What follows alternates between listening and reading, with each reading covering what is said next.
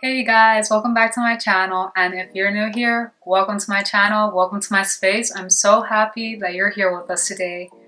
So today I would like to talk to you guys about learning how to write the hiragana characters. So what am I doing? How am I teaching myself to write in hiragana?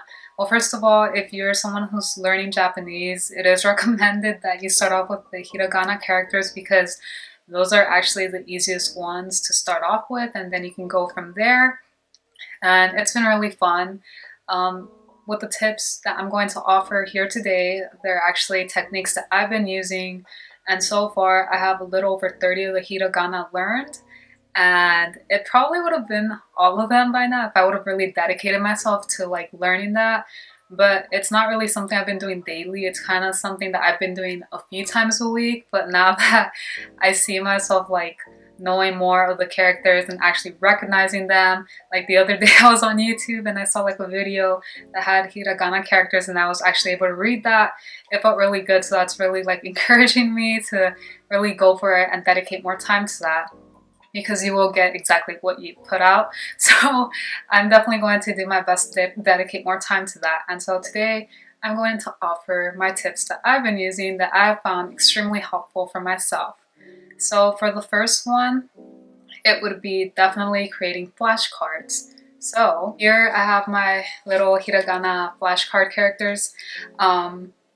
Basically, because flashcards tend to be a little big, at least the ones that I have or had, what I do is I just fold them in half and then I cut them up, and then I just do like write a character on one side and then like write the romaji behind it, so I know it's like, oh, this is te, this is sa. Let me show you one that looks like kind of nice. Like, okay, like this is o. And I basically did that for all the hiragana characters, and I basically review them. Of course, I'm not going to go through the whole pile. What I tend to do is like from the pile, I'll pull out maybe 3 to 5 of the flashcards and kind of focus on them so I really learn them.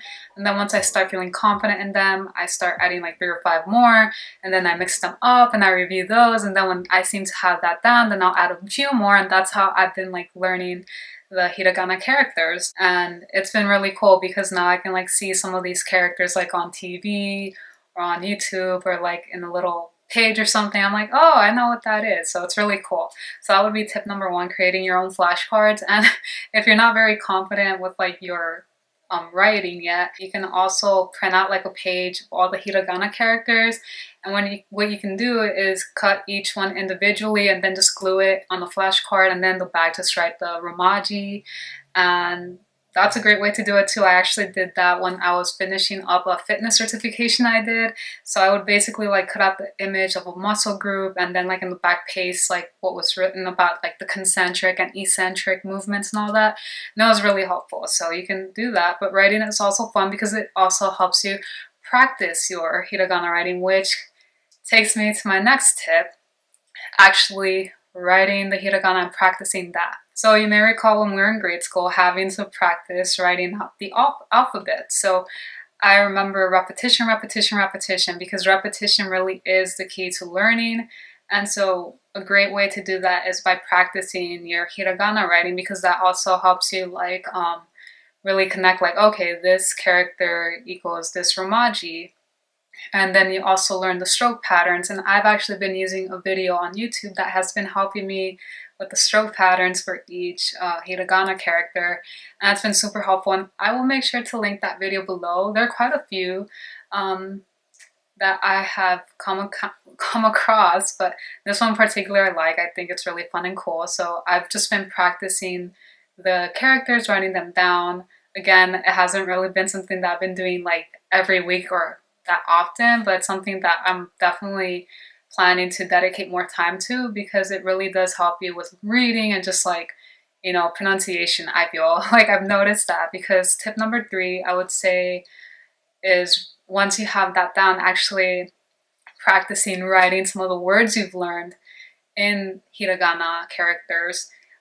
Not only do it like physically, writing it down on paper and even creating flashcards, because that is something I am planning to do, but also doing it mentally. And that's actually something that I've been doing now. Like if you've seen the show called the Queen's Gambit, you know, how like when she would play chess or before a tournament or just like by learning the game, she would mentally at night just like see the board and like just like mentally, you know, play the game. And that's actually a great way to also get yourself more engaged with learning the hiragana, is actually getting yourself to mentally practice it as well. Like maybe there's a word you mentally know, like I don't know, let's see, Getsuyobi, which is Monday. Then you can like practice mentally like putting those characters together.